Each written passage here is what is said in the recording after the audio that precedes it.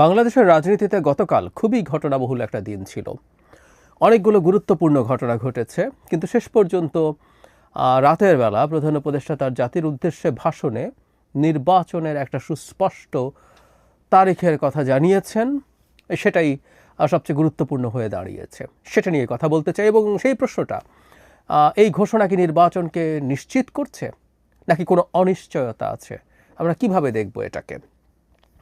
আরও যে সব ঘটনা ঘটলো এগুলো নিয়ে একটু কথা বলা হয়তো দরকার হবে। দ্বিতীয় গুরুত্বপূর্ণ ঘটনাটা হচ্ছে একটা ঘোষণাপত্র বাংলাদেশ সরকার গ্রহণ করেছে।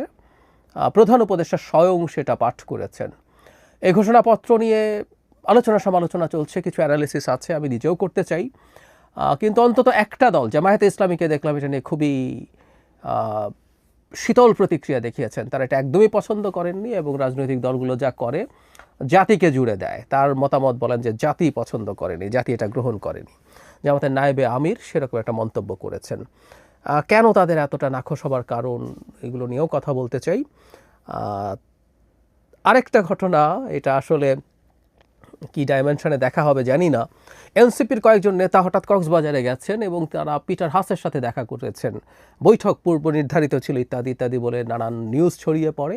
দেশের মেইন স্ট্রিম নিউজ মিডিয়া এটা নিয়ে নিউজ করে, কিন্তু শেষ পর্যন্ত জানা গেল পিটার হাস দেশেই নেই। কিন্তু তারপরও তারা এইভাবে গেলেন 5 তারিখে, এবং একটা সিসিটিভি ফুটেজে যেভাবে দেখা যায় তারা যেভাবে বিমানবন্দরে যে জায়গা দিয়ে বেরোচ্ছেন, এটা খুব স্বাভাবিক না। সো এটা নিয়েও প্রচুর কথাবার্তা হয়েছে।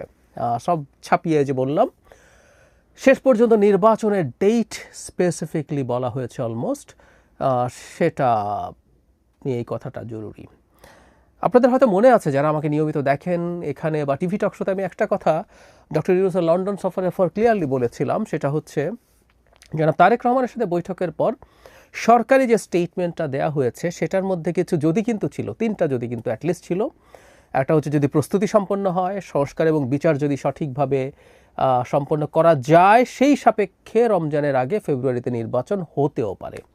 আমি তখন একটা জিনিস খুব ক্লিয়ারলি প্রেডিক্ট করেছি, সেটা হলো, খুব কনফিডেন্টলিও বলেছি, ডক্টর ইউনূসের সাথে জনাব তারেক রহমানের ফেব্রুয়ারি নিয়ে নির্বাচনের গ্যারান্টি হয়েছে। ডক্টর ইউনূস এই কথা দিয়ে এসছেন।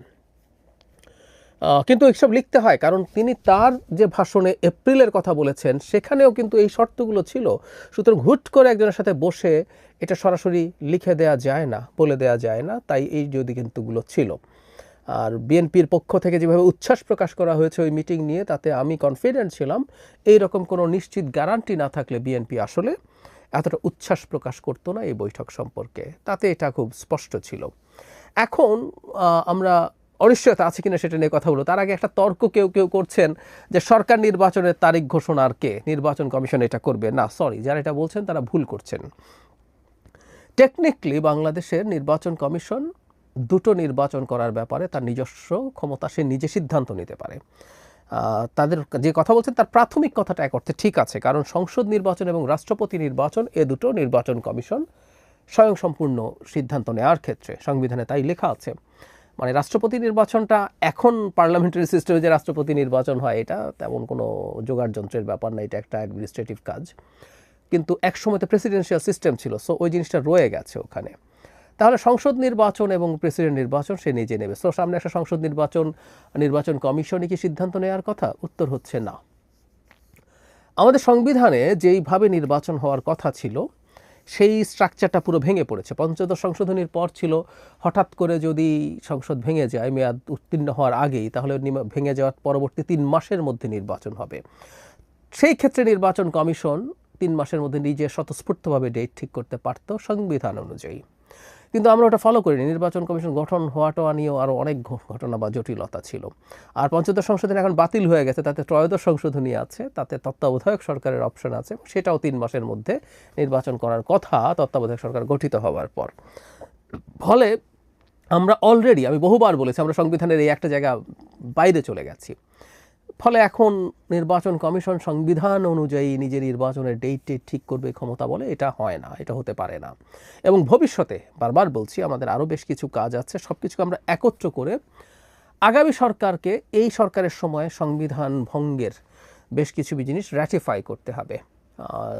5ম এবং 7ম সংশোধনীর মাধ্যমে জিয়াউর রহমান এবং হুসাইন মোহাম্মদ এরশাদের শাসন আমলকে বৈধতা দেওয়া হয়েছিল, যদিও সেটার একটা বড় অংশ পরবর্তীতে উচ্চ আদালতে বাতিল হয়েছিল। এগুলো শেখ হাসিনার আদালত, এবং আমরা এটাকে এভাবেই বলতে পারি যে সেগুলো তারা সেই কারণে হয়েছে। এই জন্য আমরা প্রায় অনেকে মনে করি কেউ সংবিধানের মধ্যে এটা সেটা যদি ঢুকিয়ে ফেলা যায়, আমাদের সিকিউরিটি নিশ্চিত করা যায়, আমরা যারা অভ্যুত্থানের মানুষ আছি তারা মানে নিরাপদ হয়ে যাব। আমি প্রায় একটা কথা বলি, শেখ হাসিনা বা তার দোসর কেউ যদি ক্ষমতায় আসে, নতুন সংবিধান লিখে তার মধ্যে যদি রীতিমতো এইখানে যারা মুভমেন্টে ছিলেন তাদেরকে জাতির সূর্য সন্তান আখ্যা দেওয়া হোক, তাদের বিরুদ্ধে কোনো আইনি ব্যবস্থা দূরে থাকুক, ফুলের টোকাও দেওয়া যাবে না, এসব যদি লিখে টিখে রাখেন কোনো লাভ নেই আসলে। এগুলো যা যা করার তারা আসলে করে ফেলবেন। এটা এই সংবিধান বাতিল করে সংশোধনী এনে গায়ের জোরে না পারলে তুলে নিয়ে এক্সট্রাজুডিশিয়াল কিলিং, গুম, এগুলো তো আছেই। যাই হোক, যেটা বলছিলাম, নির্বাচন কমিশন ঘোষণা করবে এটা ভুল ধারণা, সুতরাং এটা সরকারেরই জানার কথা ছিল।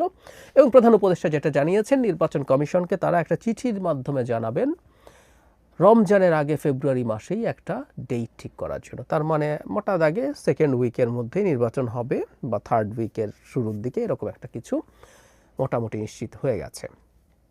থার্ড উইকের শুরু না, সেকেন্ড উইকের মধ্যেই নির্বাচন হবে, ব্যাপারটা এইরকমই, এটা নিশ্চিত হয়ে গেছে।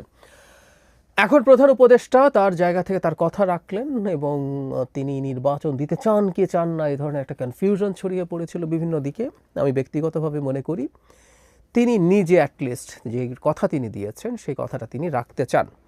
কারণ আমরা প্রায় একটা কথা বলছি যে ডক্টর ইউনূস আগে কেমন ছিলেন, তিনি গ্রামীণে কেমন ছিলেন, তিনি অন্যান্য প্রতিষ্ঠানে কেমন ছিলেন, সেটার জন্য জাতি খুব ওয়াকিবহাল ছিল না। আমরা জানি না, আমি নিজেও আসলে জানি না। কিন্তু এটা তো সত্য, উনি এখন দেশের দায়িত্ব নিয়ে কি করছেন সেটা এই জাতি জানে, বিশ্ব জানে। তিনি একটা বিশ্বের একজন অতি গুরুত্বপূর্ণ ব্যক্তিত্ব হিসাবে সারা পৃথিবীর নজর তার দিকে আছে। সুতরাং তিনি যে কমিটমেন্ট করেছেন সেই কমিটমেন্টের ব্যাপারে তিনি শতভাগ আন্তরিক, এটা আমি বিশ্বাস করি। কিন্তু এখানে একটা কিন্তু আছে। আমি আগে বলেছিলাম, আপনাদের মনে আছে হয়তো, অনেকবার বলেছি, এবং আমি ভয়টা পাই, আমরা প্রধান উপদেষ্টাকে যথেষ্ট টাফ হিসাবে দেখি না যখন কঠোর হওয়ার প্রয়োজন হয়। প্রধান উপদেষ্টা আওয়ামী লীগকে নিষিদ্ধ করবেন না বহুবার বলেছেন, 7-8 বার বিদেশি মিডিয়ার সাথে অনেক সাক্ষাৎকারে তিনি বলেছেন, দেশেও বলেছেন।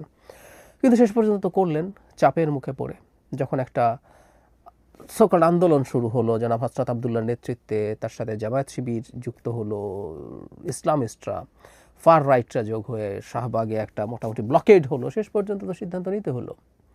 তাহলে প্রধান উপদেষ্টা তার দেয়া কথার ব্যাপারে কিন্তু টাফ থাকতে পারেননি। এখন আমরা এই আলাপ যদি করি, রাজনৈতিক দলগুলো এই নির্বাচনকে পিছিয়ে দেয়া বা ভণ্ডুল করে ফেলার জন্য যদি আবার মাঠে নামার মতো প্রেক্ষাপট তৈরি আছে। যে নির্বাচন কমিশনকে বলছেন উনি চিঠি দেবেন, এই নির্বাচন কমিশনের অধীনে কোনো নির্বাচন হবে না বলে তো বলছে এনসিপি, জামায়াতও 2-1 বার বলেছে, এনসিপি রিপিটেডলি বলছে। তো যদি তারা এটা নিয়ে তোড়জোড় শুরু করে, ধরলাম নির্বাচন কমিশন মতবিনিময়ের জন্য ডাকবেন রাজনৈতিক দলগুলো, তারা গেলেন না, শুধু সেটাই না, নিরাপত্তাকে অজুহাত হিসাবে বেশ কিছুদিন থেকে মাঠে রাখা হচ্ছে। এটার সাথে যেমন এনসিপির বক্তব্য আছে, জামায়াতের আমিরও একই রকম বক্তব্য দিয়েছেন যে নির্বাচনের এই পরিস্থিতিতে কিভাবে নির্বাচন হতে পারে। প্রধান উপদেষ্টা স্বয়ং এই ধরনের নির্বাচনের প্রেক্ষাপট বিবেচনায়, আইনশৃঙ্খলার প্রেক্ষাপট বিবেচনায় তিনি নির্বাচন কিভাবে হবে ধরনের কথা কিছু রাজনৈতিক দলের নেতার সামনে বলেছেন। ফলে অনেকগুলো যদি কিন্তু এখনও রয়ে গেছে বলে আমি মনে করি। এবং যদি কিছু মানুষজন একটা মাঠে খুব বাজে পরিস্থিতি তৈরি করতে পারে, প্রধান উপদেষ্টা নিজে যেহেতু আগে একটা ক্ষেত্রে অন্তত যথেষ্ট টাফ সিচুয়েশন, টাফনেসের পরিচয় দিতে পারেননি তার স্টেপের ক্ষেত্রে, আবারও যে হবে না বলা কঠিন।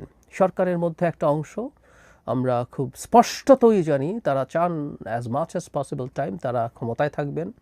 সরকারের মধ্যে যেমন আছেন, সরকারের বাইরে লোকজন আছেন, দেশের বাইরে থাকা ইনফ্লুয়েন্সাররা আছেন। অনেকে মনে করেন এই সরকারের অনেক দিন থাকা দরকার, সামনে অন্য একটা বয়ান আনেন, কিন্তু যখনই এটা তারা করতে পারেন তাতে তাদের আসলে ডিফ্যাক্টো পাওয়ার বাড়ে। বহু মানুষের বহু রকম ক্ষমতা, দেশের মধ্যেও কিছু লোকজন আছে, এই দেশের মধ্যে নাকি একজন সিরাজুল আলম খান আছে, পেছনে পেছনে কত কি করে। তো তারা মিলে, সবাই মিলে নাকি তারা যদি নির্বাচন দিয়ে পিছিয়ে যায় তাহলে তারা অনেক বেশি এম্পাওয়ার্ড থাকবেন, পাওয়ারকে ছেড়ে দিতে চায় বাংলাদেশের মতো প্রেক্ষাপটে। সো এই চেষ্টা চলবে, কিন্তু আমি ব্যক্তিগতভাবে মনে করি শেষ পর্যন্ত নির্বাচন ফেব্রুয়ারিতে হবে। কেন হবে এটা নিয়ে আমার নিজস্ব একটা বিশ্লেষণ আছে, আমি সেই বিশ্লেষণটা আপনাদের সামনে অচিরেই নিয়ে আসবো। তবে আমি একটা কথা আগেও বলেছি, আমি এখনও বলছি, বাংলাদেশে একটা নির্বাচন হয়ে সুষ্ঠুভাবে নির্বাচিত জনপ্রতিনিধিদের হাতে ক্ষমতা হস্তান্তর করার আগ পর্যন্ত আমরা বিপদমুক্ত নই। এই যে দেশে যেসব দলগুলো নানান রকম টালবাহানা করছে, নানান রকম কথা বলছে, এগুলো যদি মানে দর কষাকষির কারণে হয়, বিএনপির কাছ থেকে কোনো ল্যাভারেজ চায় তারা, দ্যাটস ফাইন।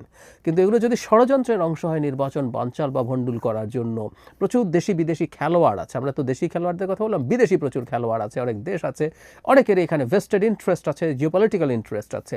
সো নির্বাচন নিয়ে প্রচুর প্রচুর কথাবার্তা, প্রচুর স্বার্থের সংঘাতের সম্ভাবনা আছে।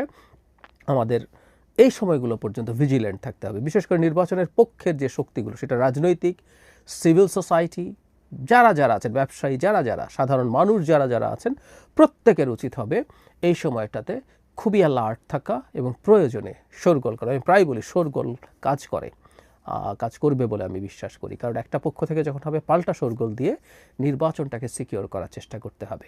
আর শেষ কথা এটা নিয়ে ভবিষ্যতে আবারও কথা বলবো, আগেও বলেছি, একদম আলাদা একটা ভিডিও করতে চাই। নির্বাচন হওয়া মানে বাংলাদেশ স্বর্গ হয়ে যাওয়া না, শিওর, কিন্তু আমরা একটা মোটামুটি ওয়ার্কিং ডেমোক্রেসির পথে যদি আগাতে পারি, ধাপে ধাপে বাংলাদেশ নিজের পক্ষে বাসযোগ্য একটা দেশ হয়ে উঠবে বলে আমি বিশ্বাস রাখতে চাই, এবং এরকম প্রচুর এভিডেন্স গ্লোবালি আছে।